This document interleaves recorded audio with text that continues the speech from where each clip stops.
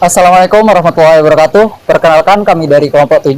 Di sini kami akan menyampaikan tentang pentingnya memahami dan mencegah radikalisme.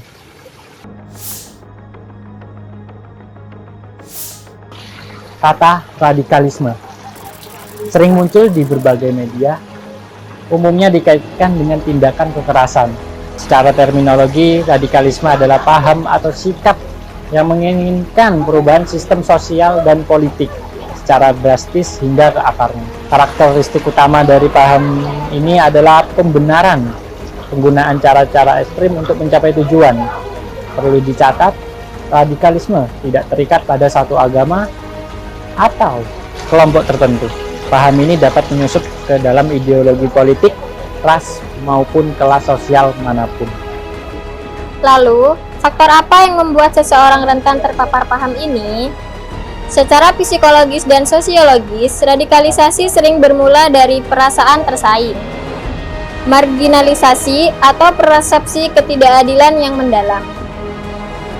Ketika individu berada dalam kondisi krisis identitas atau merasa sistem yang ada gagal melindungi mereka, kelompok ekstrim hadir menawarkan sebuah ilusi.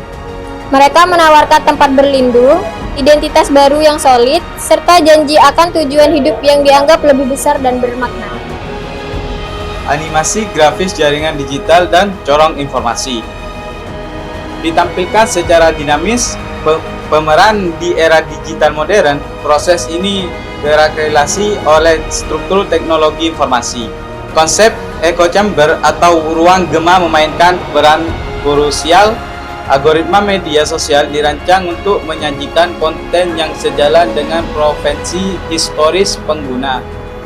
Ketika seseorang mulai mengonsumsi narasi ekstrim, sistem akan terus menyuplai informasi serupa. Akibatnya, arus informasi menjadi homogen, mengunci pengguna dalam gelembung opini yang sempit. Transformasi menjadi individu yang radikal bukanlah proses yang instan, tetapi bertahap, di mana tahap pertama biasanya berupa simpati terhadap suatu isu atau narasi ketidakadilan. Selanjutnya, perekrut akan melakukan pendekatan persuasif, memvalidasi keresahan target, dan secara perlahan mengisolasi mereka dari lingkaran sosial awal, seperti ini, pada keluarga atau pada teman. Pada tahap akhir, doktrinasi menciptakan polarisasi ekstrim, membagi dunia secara biner menjadi kelompok kita yang dianggap benar, melawan mereka yang harus dihancurkan. Untuk memutus rantai radikalisme, pendekatan represif saja tidak cukup. Dibutuhkan ketahanan masyarakat melalui literasi digital dan kemampuan berpikir kritis. Verifikasi silang setiap informasi sebelum didistribusikan.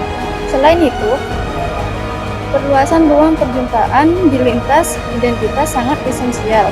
Berdialog dengan individu dari latar belakang yang berbeda akan menumbuhkan toleransi dan membuka prasangka. Jika ada rekan yang memulai menunjukkan indikasi penarikan diri atau pandangan ekstrim, lakukan pendekatan secara empatik, bukan pemikiran. Radikalisme tumbuh subur di atas ketidaktahuan Dan diperkuat oleh kebencian. Mari gunakan teknologi secara bijak.